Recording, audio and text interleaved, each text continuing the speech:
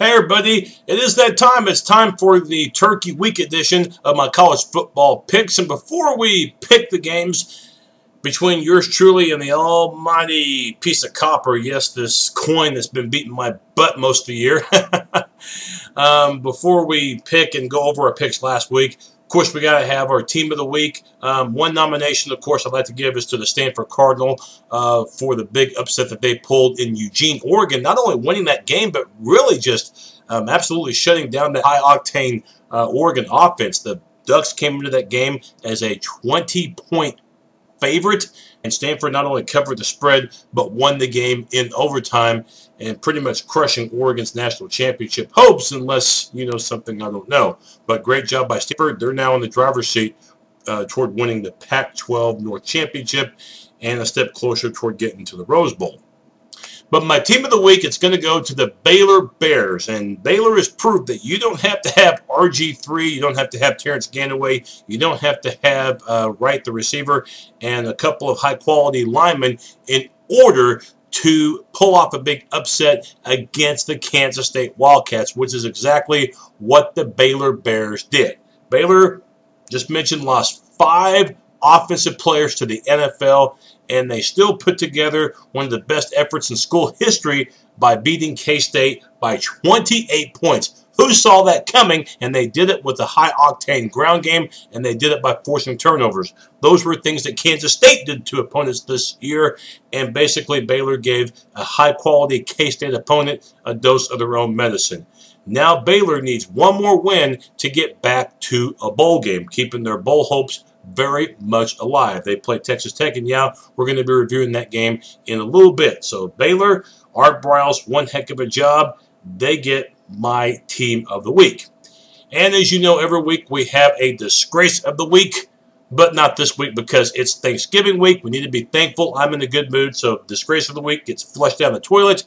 Let's move on to the picks. And reviewing my picks, well, guess what? I don't know if it's something in the water, but for the second straight week, I have a winning week. In fact, it's my best week of the year, a documented 7-3 against the spread. It would have been 8-2, but North Carolina State got a big backdoor cover against Clemson, meaning that they covered the spread at the very end, so I end up getting my heart broke there, but still a good week. I'm not going to complain about 7-3, but the coin, by the way, the coin matched me going 7-3 as well, even though we had some varying picks. So for the year, of course, it's a lost cause.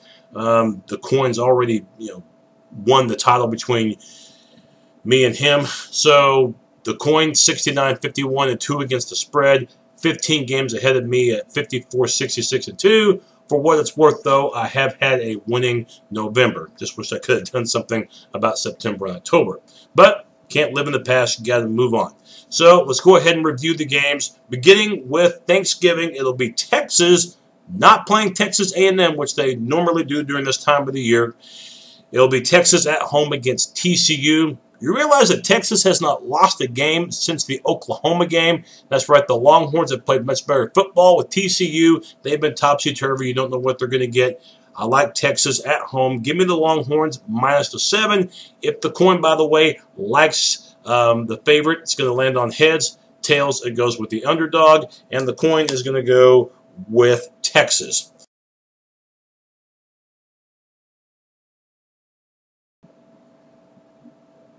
And we're going to go to some Friday games now. Staying in the Big 12 Conference, Iowa State at home against West Virginia. You know, if I told you at the beginning of the season that one of these teams was going to already have bowl eligibility and the other one was fighting for it, and I told you it was Iowa State that was bowl eligible, would you have believed me? No, I don't think you would have. But the reality is that the Cyclones have already clinched bowl eligibility, and West Virginia at 5-5 needs one more win to get to bowl eligibility. Remember, the Mountaineers still close out the season next week at home against Kansas, so you'd think they'd have a good shot at a win there. They're going to have better odds of winning that game next week than there are this week in Ames against Iowa State. The Cyclones are better than you think, and West Virginia's defense, I don't trust them. Give me the Cyclones at home plus the 1.5, and the coin is going to go with West Virginia. In the other Friday game, it's in the Big Ten, Nebraska at Iowa. Over time, this could be a pretty good Thanksgiving tradition between these two bordering states as far as the quality of game. But for right now, Iowa, they're not on the same level with Nebraska. Huskers need this win to wrap up the Legends division and to get to the Big Ten championship game. I think they get it. I think they get it in convincing style. Give me Nebraska minus the 14.5, and the coin is going to go with Iowa. And now moving to Saturday in the Big 12 from Arlington. It's going to be Baylor against Texas Tech. Baylor, 5th win of the year, of course, last week, defeating Kansas State, as we've already mentioned. Texas Tech not playing as good during this time of the year as they were earlier in the year. Tech's going to a bowl game. Baylor needs this game to get to 6 wins. If they don't win this week, next week they play Oklahoma State. It'll be tougher for the Bears to win that one.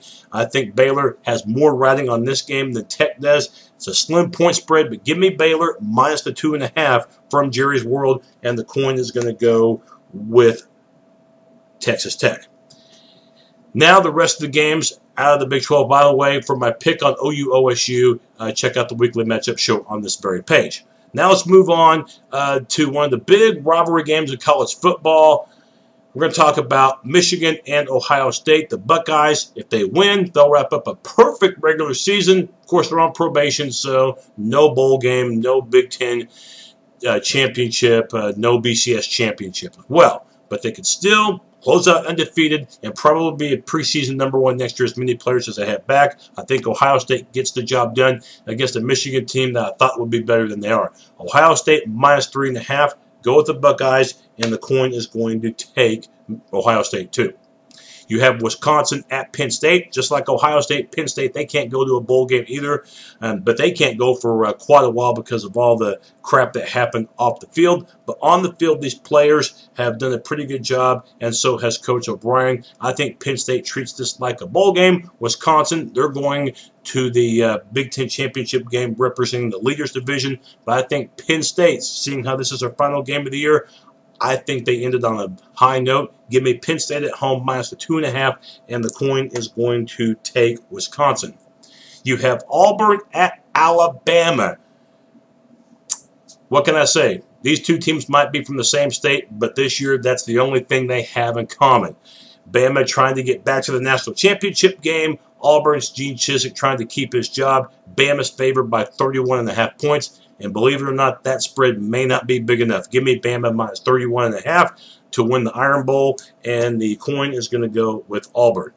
And you have Missouri at A&M, staying in the SEC and staying with large point spreads. Two former Big 12 schools battling, and two teams that are having opposite seasons. A&M having a lot of success, and Missouri battling injury and also trying to get victories. I think A&M will close out the regular season with 10 wins, and of course Johnny Football, the quarterback for A&M, will continue his fine statistics. Give me A&M at home minus the 22. The coin is going to go with Texas A&M as well.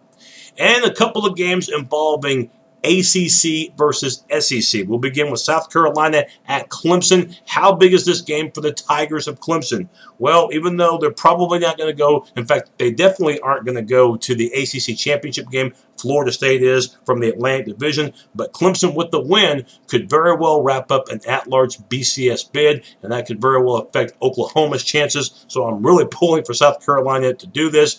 Clemson favored at home by 4. Clemson might win the game, but I don't see a lot of points scored in this one. Give me the Gamecocks plus the 4 points in this one, and the coin is going to go with South Carolina too. And the other ACC-SEC showdown, Georgia at home against Georgia Tech. Georgia Tech, they're bowl eligible, just barely, but they're going to have their hands full because they're playing against a Georgia team that knows if they can win their next 2 games, they'll be playing for the national championship. Of course, next week, Georgia plays Alabama in the SEC championship game, so next week will be a lot tougher than this week. But look for this week for Georgia to be a clinic. Give me the Bulldogs at home, minus the 13 against the Rambling Wreck, and the coin is going to go with Georgia Tech. By the way, Florida is playing at Florida State, but because of some key injuries, scoresandodds.com does not have a point spread for this game, so we cannot pick on this particular game. And we're going to wrap it up with some Pac-12 football. We've got Stanford at UCLA, and what could be the first of 2 meetings between these schools. The Cardinal, a 2 point favorite. I look for this to be a terrific ball game, and I look for this to be a run fest. I look for UCLA. I think UCLA showed me a lot last week with that victory over USC, and I'm wondering truly how much that game against Oregon took a lot out of Stanford. I think it took quite a bit. I look for the Cardinal to battle tough in this one, but UCLA at home, I think home field advantage will make a difference in this one, and Jonathan Franklin, the best running back in my opinion in the Pac-12 conference. Give me UCLA plus the 2 at the Rose Bowl, and the coin is going to go with UCLA as well. And you have the Civil War, Oregon at Oregon State. The Beavers come in as a 10-point underdog. Oregon really in a win-win situation in terms of a major bowl game. If they can win, they are looking at 11-1, and even if Stanford were to win and go to the Pac-12 championship game, Oregon pretty much is looking at getting an at-large for a BCS game, but a Stanford loss would put Oregon in the Pac-12 championship game. So as long as Oregon takes care of business, the future in terms of a major bowl game looks pretty darn good. I look for Oregon to take care of business and to make amends after what happened last week against the Cardinal. Give me Oregon in Corvallis against the Beavers, minus the 10, and the coin is going to take Oregon too. And finally, the Notre Dame Fighting Irish. They got their wish this past week as both Stanford and Baylor did the Irish favors by defeating both K-State as well as Oregon. So Notre Dame, the new #1 in the BCS, but they got one game to go. You're playing at USC minus Trojan quarterback Matt Barkley, but I think it's going to be the running game, not the passing game, that will make the difference in this one, and I like Notre Dame's ground game, and I think Notre Dame's defense will be able to contain USC's offense. Give me the Fighting Irish to win and to go to the BCS National Championship game. Notre Dame minus the 6.5, and the coin is going to go with Notre Dame as well. Those were my picks for the week. What were yours? And just a big reminder, I will have my post-game of Oklahoma and Oklahoma State for Bedlam. I will have it day after the game due to Thanksgiving obligations. I'll have it sometime Sunday afternoon or Sunday evening. So it will be at least a 24-hour difference between the end of the game and when I have it. So keep that in mind as well. Thanks for watching, and happy Thanksgiving.